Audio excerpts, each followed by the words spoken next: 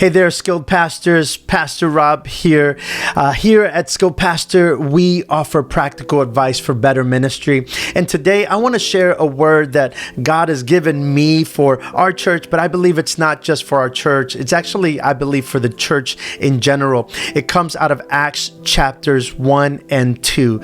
Acts chapters 1 and 2. And I want to just share this word quickly with you because I believe that these are the ingredients of an effective church. So 4 things, they all start with P. The first one is that to be an effective church, you've got to prepare for the mission. You've got to prepare for the mission. What do I mean?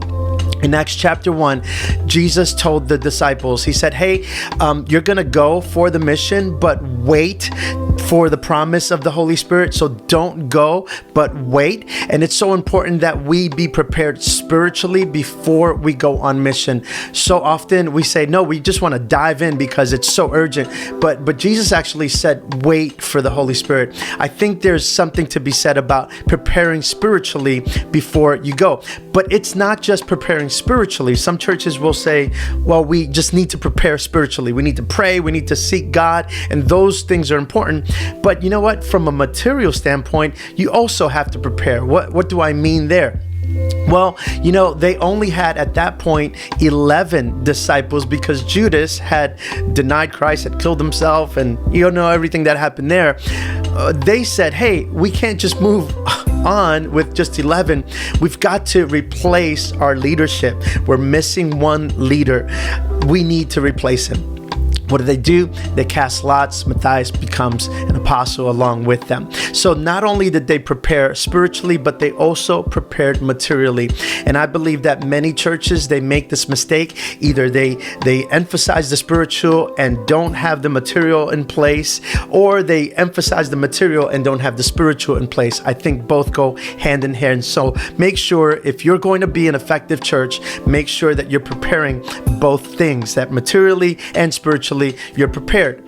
The second thing that they did was that they prioritized prayer. Now, in the days in which we're living, I can't emphasize enough how much we need to pray. We need to be praying and asking God, because the thing is that many of the battles that we're fighting today are spiritual battles. I mean, if you really look at the news and you see what's going on, it's literally spiritual. And there are things that can only be won, I believe, in the spiritual realm. So we need to prioritize prayer.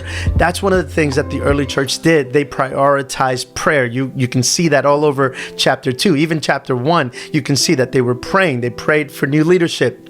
They were praying as they were waiting for the Holy Spirit. And at the end, they devoted themselves to prayer, right? So prayer, we need to prioritize prayer in our churches. The third thing is that we need to preach boldly with boldness. We can't be scared. And you know, the reality is that so many times we get scared and we don't want to be bold. But you know what the early church did when they weren't bold, and it's funny because I think they were often bold, but you know what they were praying for constantly?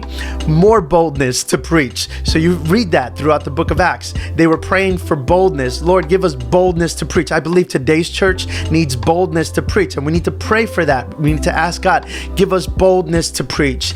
And the last thing, the last ingredient that I believe an effective church has is that they partake together. Let's be the church. People were sharing together. People were giving what they had, and even when they didn't have, they were selling so that they could give to those in need. I believe that as a church, we need to foster that type of community in our churches where we're giving, where we're sharing together. So foster that in your church. I believe that those are 4 biblical principles on how we can be more effective in our churches.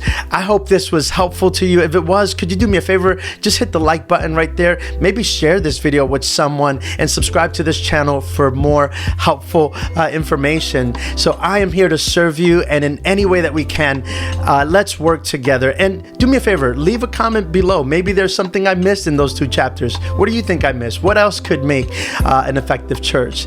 Can't wait to hear from you. Blessings.